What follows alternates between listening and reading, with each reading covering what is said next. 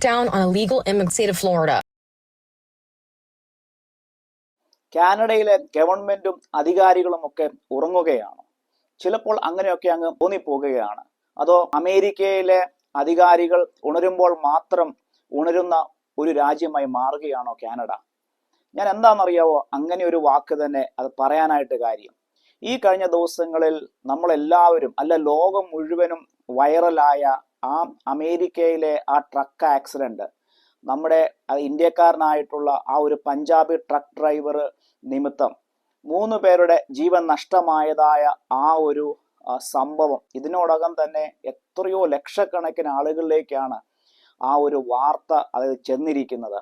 എന്നാൽ നിങ്ങൾക്കറിയാമോ, അതിന് സമാനമായ ഒരു സംഭവം ചില മാസങ്ങൾക്ക് മുമ്പേ കാനഡയിലെ മാനിറ്റോബ എന്ന് പറയുന്ന സ്ഥലത്ത് ഇതേപോലത്തെ ഒരു പഞ്ചാബി ട്രക്ക് ഡ്രൈവർ കാരണം അവിടെ പൊലിഞ്ഞത് അവിടുത്തെ താമസക്കാരായ ഒരു അമ്മയും 8 വയസ്സുമുള്ള ഒരു കുഞ്ഞുമാണ്. എന്നിട്ട് നിങ്ങളിൽ എത്ര പേര് ആ വാർത്തയെക്കുറിച്ച് അറിയാനിടയായി? ഇവിടുത്തെ കാനഡയിലെ ഒട്ടുമിക്കാലും മാധ്യമങ്ങൾ അത് വലിയ വാർത്തയാക്കിയോ എന്ന് എനിക്ക് തോന്നുന്നില്ല. ചുരുക്കം പറഞ്ഞാൽ ഈ കാനഡയിലുള്ള ആളുകൾ പോലും അങ്ങനെ ഒരു സംഭവം നടന്നിട്ടുണ്ടോ എന്ന് പോലും പലർക്കും അറിയാവോ എന്നത് അത് സംശയിക്കേണ്ടിയിരിക്കുന്നു.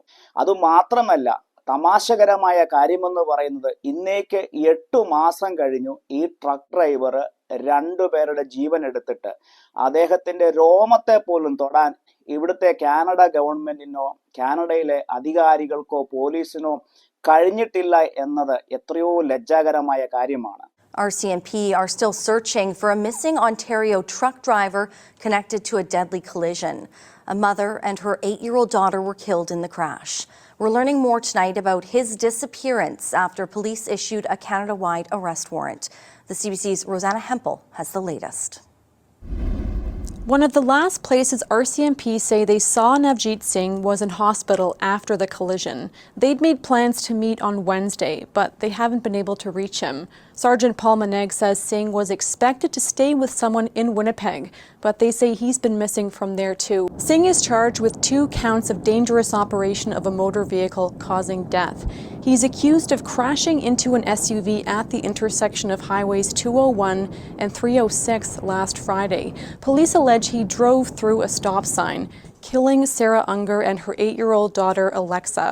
Maneg says the Canada-wide arrest warrant issued on Thursday will flag him to border services and police across the country. എന്നാൽ നിങ്ങൾക്കറിയാവോ, ഈ ട്രംപ് ഭരിക്കുന്ന അമേരിക്കയിൽ ഇപ്പം നടന്ന ഈ പഞ്ചാബി ട്രക്ക് ഡ്രൈവറുടെ ഈ ഒരു പ്രശ്നം വളരെയധികം കൊടുമ്പിരി കൊണ്ട് നിൽക്കുന്ന ഈ ഒരു സമയത്ത് വളരെ ഡ്രമാറ്റിക് ആയിട്ട് ഈ കഴിഞ്ഞ ദിവസം ഈ പറഞ്ഞ പഞ്ചാബി ട്രക്ക് ഡ്രൈവർ ടൊറന്റോയിലെ പിയേഴ്സൺ എയർപോർട്ടിൽ വളരെ നാടകീയപരമായിട്ട് ഇവിടുത്തെ കനേഡിയൻ പോലീസ് അദ്ദേഹത്തെ അറസ്റ്റ് ചെയ്തു എന്നുള്ള വാർത്ത ഈ കഴിഞ്ഞ ദിവസം വരികയുണ്ടായി. എന്തൊരു തമാശപരമായ കാര്യമല്ലേ? Ontario police have arrested a semi-driver wanted for a crash that claimed the lives of a mother and her 8-year-old daughter near Altona last November.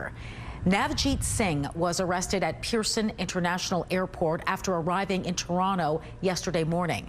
Last November, the Brampton, Ontario semi-driver was charged with dangerous operation of a motor vehicle causing death, as well as obstructing a peace officer, and a Canada-wide warrant was issued. 35-year-old Sarah Unger and her daughter Alexa died after their SUV was hit by a semi, police say failed to stop at the intersection of provincial roads 201 and 306. Singh will be escorted back to Manitoba by RCMP in the coming days.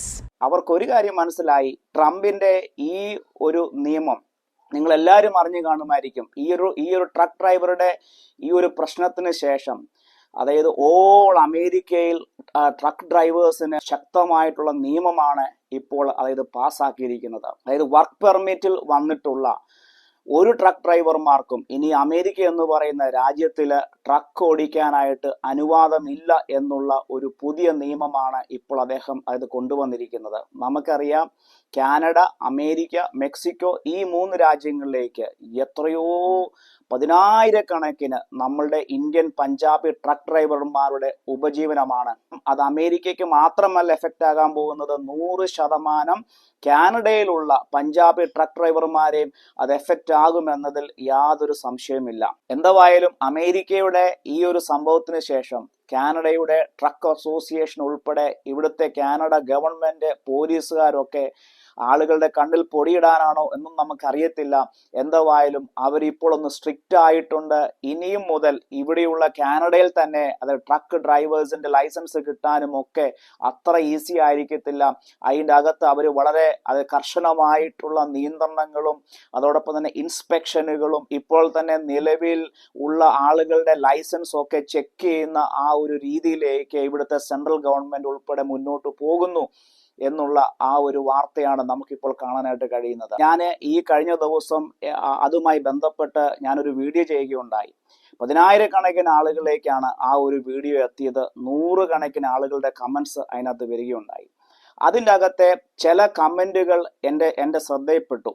അതായത് അനേകം ആളുകൾ അത് പറഞ്ഞതായിട്ടുള്ള ഒരു comment ഇങ്ങനെ ആയിരുന്നു: bro, Canada എന്ന് പറയുന്ന രാജ്യം ഏതാണ്ട് നമ്മുടെ ഇന്ത്യയിൽ നിന്നുള്ള പഞ്ചാബി ട്രക്ക് ഡ്രൈവർമാർ അല്ലെങ്കിൽ പഞ്ചാബികൾ എന്ന് പറയുന്ന കമ്മ്യൂണിറ്റിയുടെ അണ്ടർ കൺട്രോൾ ആയി കഴിഞ്ഞു ഈ കാനഡ എന്ന് പറയുന്ന രാജ്യം. അവരെ നിയന്ത്രിക്കാൻ ആരെയും കൊണ്ട് സാധിക്കത്തില്ല. ഈ പറഞ്ഞ അതായത് അമേരിക്കയിൽ സംഭവിച്ച അത് ട്രക്ക് ഡ്രൈവർ, അദ്ദേഹത്തിന് എഗനസ്റ്റ് ആയിട്ട് അതായത് ട്രംപ് ഭരണകൂടം നിയമങ്ങളൊക്കെ കൊണ്ടുവരുന്നെങ്കിലും അവര് പുല്ലുപോലെ ആ നിയമത്തിൽ നിന്ന് ഇറങ്ങിപ്പോകുമെന്ന് പല ആളുകൾ അതിനകത്ത് കമന്റ് ചെയ്യുകയുണ്ടായി. അപ്പൊ ഞാൻ അതിനെക്കുറിച്ച് ചിന്തിച്ചപ്പോൾ എനിക്ക് ഒരു കാര്യം മനസ്സിലായി. ആ ഒരു വീഡിയോയുടെ താഴെ കമന്റ് ചെയ്ത ധാരാളം ആളുകളുടെ വാക്കുകൾ ശരിവെക്കുന്നതാണോ എന്ന് ഞാനിപ്പോൾ സംശയിക്കുകയാണ്. കാരണം നമുക്കറിയാം, ഈ കാനഡയിൽ മാത്രം ഏതാണ്ട് 22 പഞ്ചാബി MP-മാരാണ് ഇവിടുത്തെ പാർലമെന്റിലുള്ളത്. അവരുടെ സ്വാധീനവും അവർക്കെതിരെ ഒരു ചെറുവിരൽ പോലും അനക്കാൻ ഈ കാനഡയിൽ ഒരുത്തനും കഴിയുന്നില്ലെന്നുള്ളതിന്റെ ഏറ്റവും വലിയ തെളിവുകളാണ് നമുക്ക് 8 മാസമായി ഇവിടുത്തെ ഒരു വെള്ളക്കാരിയെയും അവരുടെ കൊച്ചിനെയും ഇടിച്ചു കൊന്നിട്ട് അവനെ ഒന്ന് തൊടാൻ പോലും പറ്റിയില്ലെന്നുള്ള ആ ഒരു വലിയ സത്യം. ഇപ്പോൾ തന്നെ നിങ്ങൾക്കറിയാമോ, 2.7 മില്യൺ പഞ്ചാബി യങ്സ്റ്റേഴ്സും ഇന്ത്യയിൽ നിന്നുള്ള നമ്മുടെ പഞ്ചാബി മെമ്പർ ഓഫ് പാർലമെന്റ് MPസും ഉൾപ്പെടെ ലക്ഷക്കണക്കിന് ഏതാണ്ട് 30 ലക്ഷത്തിലധികം ആളുകളുടെ പെറ്റീഷനാണ് ഈ ട്രക്ക് ഡ്രൈവർക്ക് അനുകൂലമായിട്ട് പുള്ളി അങ്ങനെയുള്ള തെറ്റ് ചെയ്തിട്ടില്ല എന്നുള്ള ന്യായീകരണത്തോടുകൂടെ പുള്ളിയെ അതായത് ജയിലിലടയ്ക്കല്ലേ, പുള്ളി അതിൽ നിന്നും അതായത് പുള്ളിക്കാരന് ജാമ്യം കൊടുത്ത് പുള്ളിയെ പുറത്തു കൊണ്ടുവരണം, അതായത് പുള്ളിയുടെ അതായത് നിയമപരമായ രീതിയിൽ തന്നെ പുള്ളിക്കാരൻ അമേരിക്കയിൽ തുടരാനുള്ള അനുവാദം കൊടുക്കണമെന്ന് ഇതിനോടകം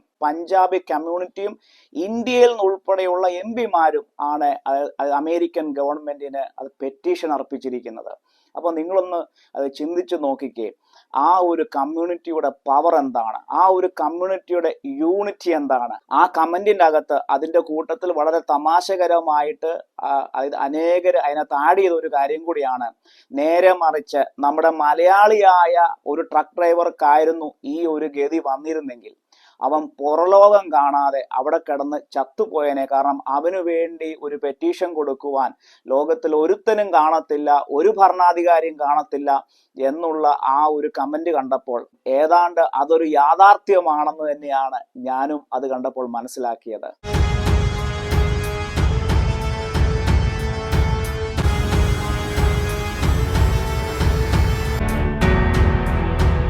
Presumption is of innocence. And we believe in America, we believe in American system.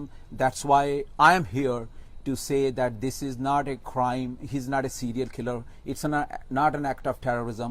This is probably a misjudgment and wrongful act that happened that day. To me, because I represent refugee cases and I fight these cases, total $100,000 that has been decided by our board, and the board is headed by Dr. Bakshi Singh Sandhu.